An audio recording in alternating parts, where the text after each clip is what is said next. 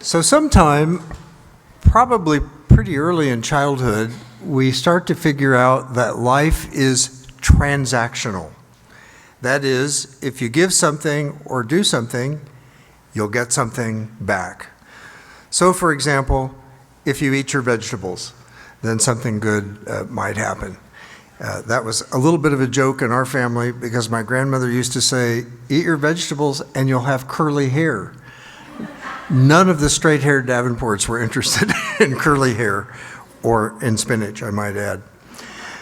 Early on, Santa Claus gets in the act, and if you were good, Santa would come and give you something good, and if you were bad, you probably would get a lump of coal in your stocking, and nobody wants a lump of dirty coal. We might have been given a family allowance, as I was. I had several tasks that I had to do, and I was given $1 as my weekly allowance. So you do some things, and you get something good, was the lesson to pick up. Sometimes, my parents didn't go in for this one, sometimes if you got good grades, there might be some kind of reward for that. I guess my parents thought that the reward was intrinsic, that you didn't really need any bonus for that. Later, and I do remember this in law school, if you get good grades, you'll get a better job. And that very much did motivate me, as I recall, in law school. And sometimes, as we mature into adulthood, even relationships become transactional. If you can't read it, it says, you had me at, I'm a billionaire.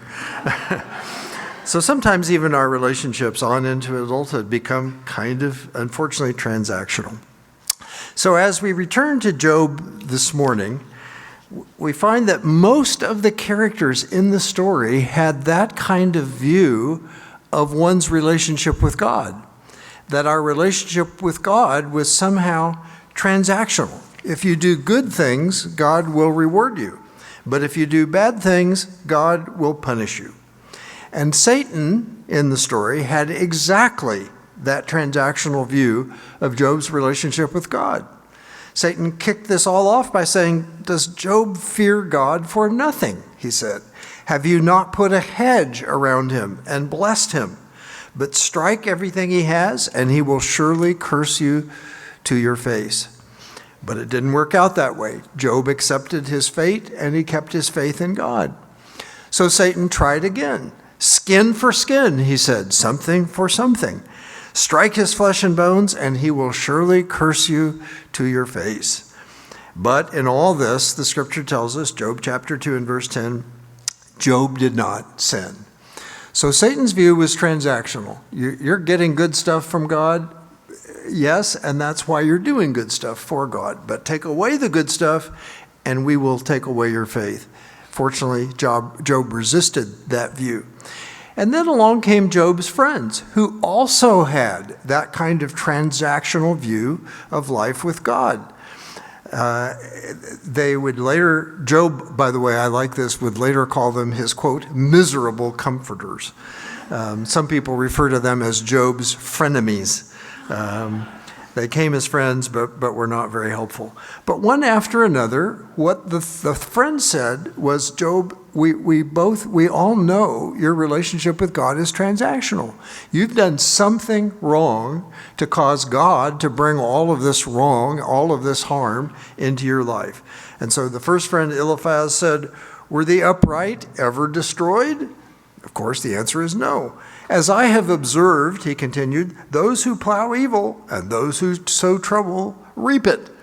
So that's the solution to your problem, Job. You've been doing something wrong. Bildad, the next friend, followed right along, and he said, surely God does not reject one who is blameless. And so what do we conclude? Job must not be blameless because a lot of wrong is happening. Zophar added, you say you are flawless, but, quote, know this, God has even forgotten some of your sin. You've been so bad, God can't even remember all the things that you have done. And so This, I think, was very much the message of all of the friends in chapter after chapter of Endless Talk. It was all the same message. You messed up, Job, and that's why God has brought all of this destruction and damage into your life. And by the way, that was a very common view in the Old Testament about how God worked. It's often referred to as the retribution principle. If you do some bad things, there will be retribution. And so the retribution principle that many find in the Old Testament, not everybody finds that, but many find that as the way God worked in the Old Testament. So now today, we come up to our third question from the book of Job. We've asked the question, why, in the first week? Why would there be suffering? We've asked how in the second week. How do you handle suffering? And so today we ask the question, what? What does God teach us about our relationship with God? What is our relationship with God according to the book of Job? And what we want to see first, right from the start of the book of Job, is that our relationship with God is not transactional. It is not a quid pro quo, as we lawyers like to say, this for that. You give something, you get something. That's not what it is, according to the book of Job. Job teaches us that with God, it's not transactional, it's relational.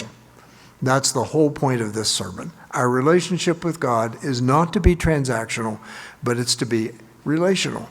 And by the way, God was very unhappy with Job's friends for saying otherwise. The Lord said to Eliphaz late in the book, I am angry with you and your two friends because you have not spoken the truth about me as my servant Job has.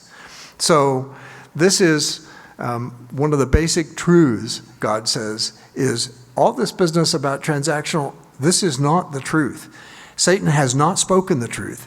The friends have not spoken the truth. Job alone in the story has held on to the truth that the relationship is not transactional. So as we go to the New Testament, we are clearly taught in the New Testament that God is not transactional. And perhaps you remember Matthew chapter 5 and verse 45 that we looked at last week. He causes the sun to rise on the evil and the good, and he sends rain on the righteous and the unrighteous. He's not a quid pro quo kind of God. He doesn't trade this for that, but his blessings and his difficulties, they fall on everyone. What we need to learn, I think, is a step further than that, though. His love is unconditional. It's not transactional. And I love the way Paul put it in Ephesians chapter 2, verses 8 and 9. He said, for it is by grace you have been saved through faith, and this is not from yourselves. This is not transactional. This is not a result of anything you've done. This is not from yourselves, Paul says. It is a gift of God, not by works, so that no one could boast. It'd be pretty hard to put it any plainer than that, wouldn't it? This whole relationship with God is his unconditional love. It has nothing to do with what you do, and nothing you do is going to help. And by the way, I don't want to hear any boasting either about how good you are, because that just doesn't make any difference. That just doesn't figure into God's idea of love, which is unconditional, not conditioned on what you're doing. There's a New Testament parable, though, that warns us, I think, how easy it is to slip into this kind of transactional thinking with God, even though God makes it plain that that's not what it's about. And that's the parable of the prodigal son in Luke chapter 15. You doubtless remember the story. There are two sons. The younger one asks for his share of the estate, and he left for Vegas, squandering his riches, his dad's riches, in riotous living. And he was left at the end of his little escapade in Vegas feeding the pigs and finding that he wished he could even eat the pigs' pods. But then he came to his senses, realizing even his father's servants had it better than he did. At least they had something to eat. And he went home and he threw himself on the mercy of the father. And the father asked for the best robe and a ring, and he killed the fatted calf to celebrate the return of his son. But then, this is the transactional part, the older brother, quote, became angry, unquote, and would not join the feast. He said, and maybe you can imagine you're saying this yourself to God, look, all these years I've been slaving for you, and I never disobeyed your orders, and you never gave me even a young goat so that I could celebrate with my friends. But then this other son of yours, who squandered your property with prostitutes, has come home and you killed the fatted calf for him. This is not fair. And the father answered the son, my son, you are always with me. Everything I have is yours. But we had to celebrate because this brother of yours was dead and is alive again. He was lost and he's now found. So you see how easily the older brother, fell into this sort of transactional thinking with his dad. Look, Dad, I did everything right and I got nothing. And this guy blew your money in sin and pleasure and he gets everything. Boo-hoo-hoo is sort of the expression of the older brother. And the father said, in effect, look, I'm sorry. This is not about math. It's not about adding things up that are in your lifestyle, that are in your good living. My love for both of you, both the obedient and the disobedient, my love for both of you is unconditional. So nothing you can do, as Paul said in Ephesians, is going to make any difference. My love for both of you, whatever you've done, is unconditional. Another story is a lot like it in the New Testament, and that is in Matthew chapter 20, the story of the workers in the vineyard. And if you remember that story, some of the workers went at the start of the day and began their efforts. And then another group of workers came in the middle of the day, and another group of workers showed up for the final hour of work in the vineyard. And guess what? They all got the same pay. And the early birds, I will call them, began to grumble, according to Matthew 20 and verse 9. And they said, you paid them for the same thing you paid us, and all they worked was that last hour. And the landowner answered, didn't I give you what we agreed on? If I want to give someone hired later the same, don't I have that right? I don't follow your math rules, God is saying. Can't I do what I want with my money? Or are you envious because I am generous?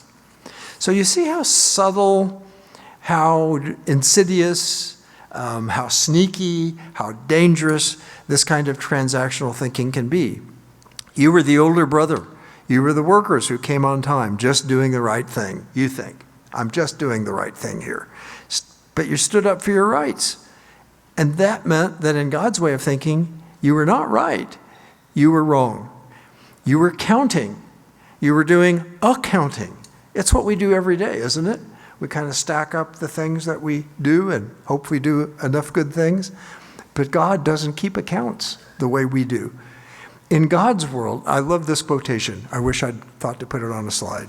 In God's world, not everything that can be counted counts. And not everything that counts can be counted. Let me say that again. In God's reckoning, not everything that can be counted, which is kind of what we do in life, counts. And in God's way of thinking, not everything that really counts can be stacked up and counted. You can't lay your works alongside God's unconditional love. The two just don't match. They're in a different realm of thinking. And when we do the transactional thinking, we're in the wrong realm. So, I wonder sometimes if God gets angry with me, just as he got angry with Job's friends and their transactional thinking.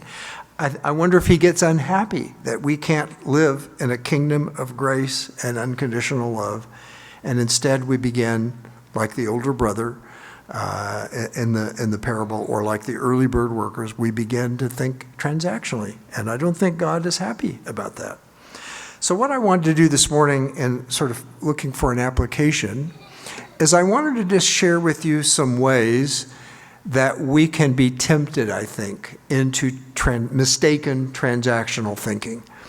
Sure, we don't show up at the vineyard early, and we don't have a younger brother who well, maybe we do, who went off and spent all the Father's wealth. But there are still some pretty subtle ways that you and I can fall into transactional thinking. And what I'm doing here is I'm just sharing with you some that I have seen. I've always liked the Yogi Berra quotation, you can do a lot of observing just by watching. So I'm just sharing with you some things that I've seen, frankly, in my own life and in the lives of others close to me about how we can get tempted into transactional thinking. The first I've listed is earning our salvation and keeping score. I don't know if that's a problem for you, but I think it is a problem for a number of us. Turning God's grace into some kind of formula that we can act on. Let me say, I love the Church of Christ. If I didn't love the Church of Christ, I would not be driving a 75-mile round trip every Sunday to be here. So don't mistake me. I love the Church of Christ. I love this church. But I think there's always been a danger in our fellowship. I've seen it since my youth, that we want to turn God's love into formulas of things we have to do to earn God's love. When I was young, in the church, I was told, hear, believe, repent, baptized, here's the formula. If you do those things, then God will love you. No, I'm sorry. That's not how it works. Or I was also taught a little later to travel the Romans road. I don't know if any of you traveled the Romans road, but it starts in chapter 3:23, all have sinned, and it moves right down the Romans road of things that you do and have to do in order to have God's love. But those are the wrong temptations. We are being tempted into transactional thinking by our own church sometimes that we love. I was in the library one day in my 20s. I preached for a year at the El Cajon Boulevard Church of Christ when their minister was gone for a year.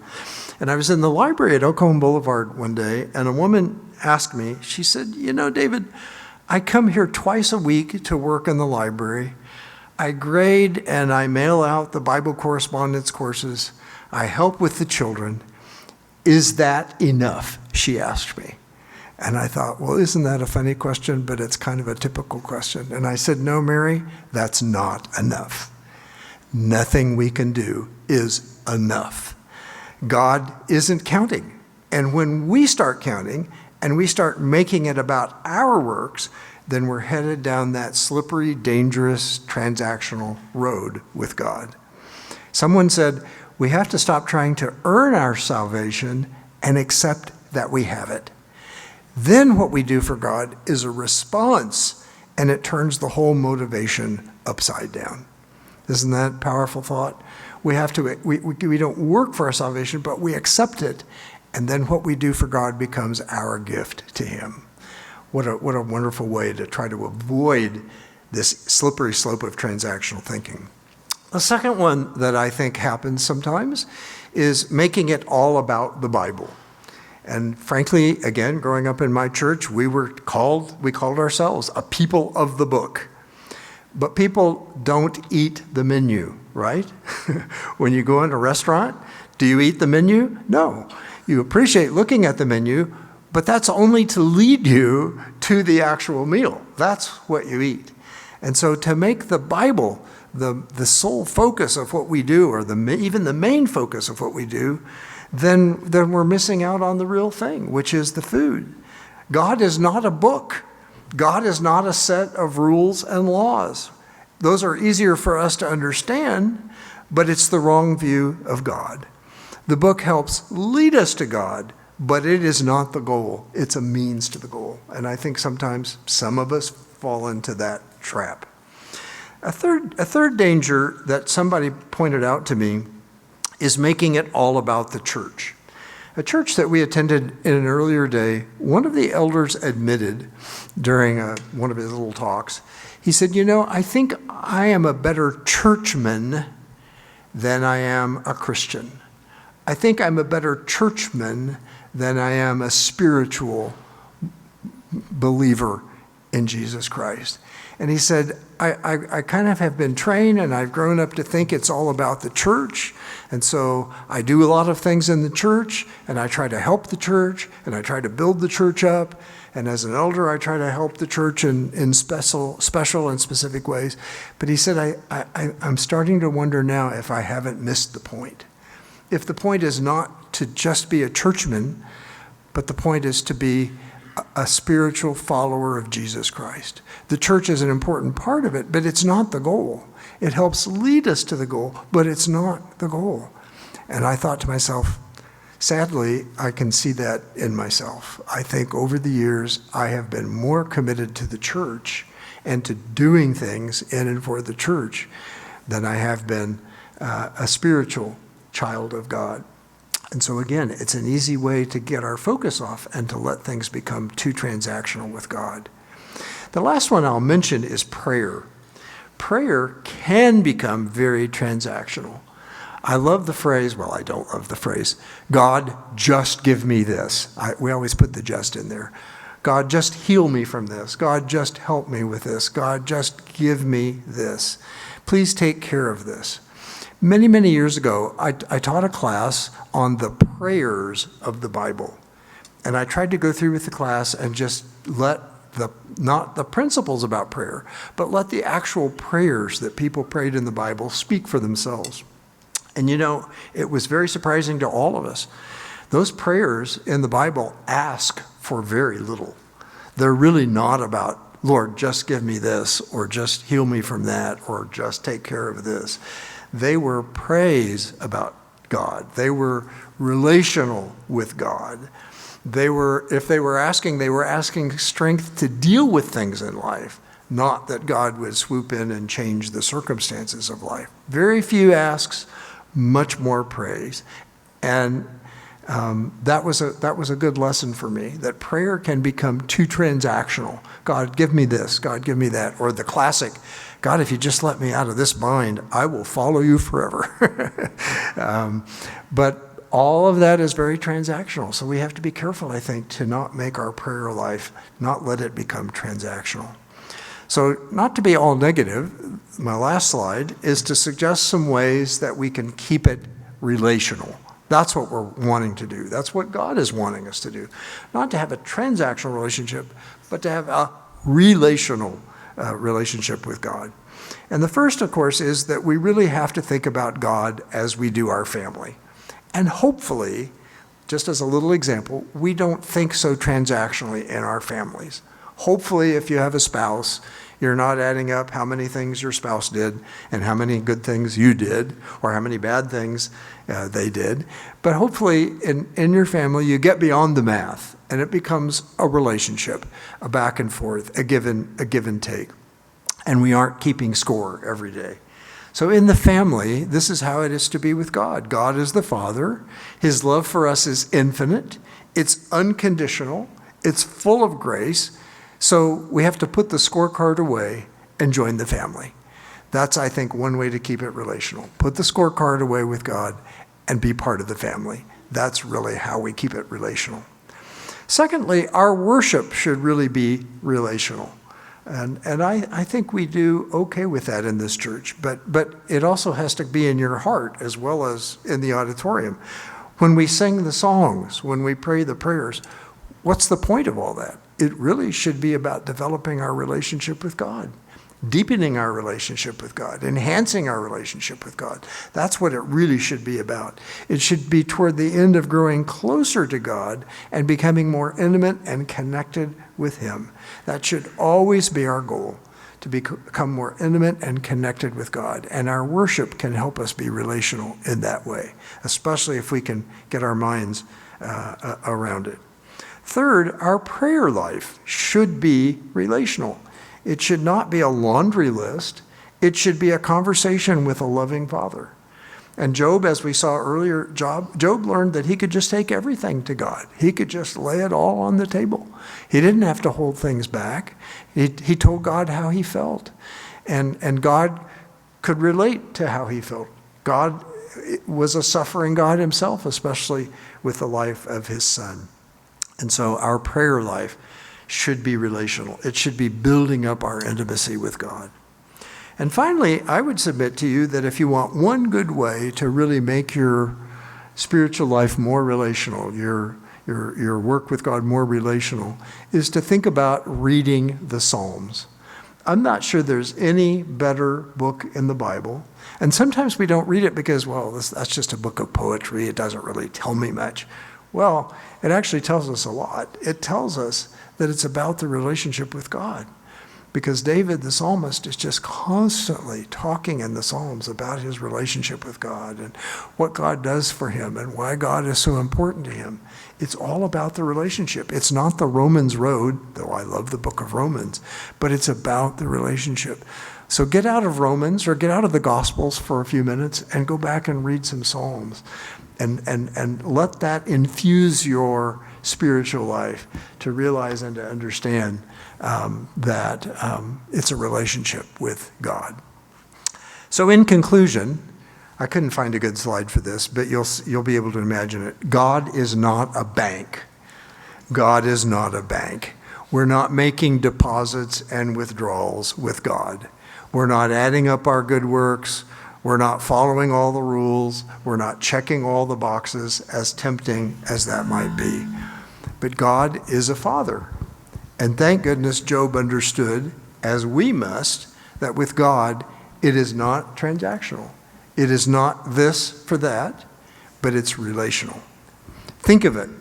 I think this is a powerful thought. Think of it. The one thing God doesn't have that he wants is a loving relationship with you. The one thing that God can't control that he wants is a loving relationship with you. He left that in your hands. And that's all he wants from you, is a loving relationship with you. That's what it's all about.